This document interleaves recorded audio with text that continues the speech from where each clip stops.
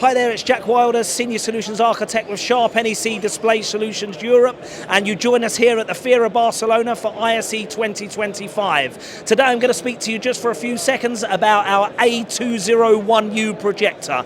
It's an LCD laser projector offering up to 20,000 lumens of brightness, or you can reduce the brightness and get more sustainability and lower power consumption out of the unit.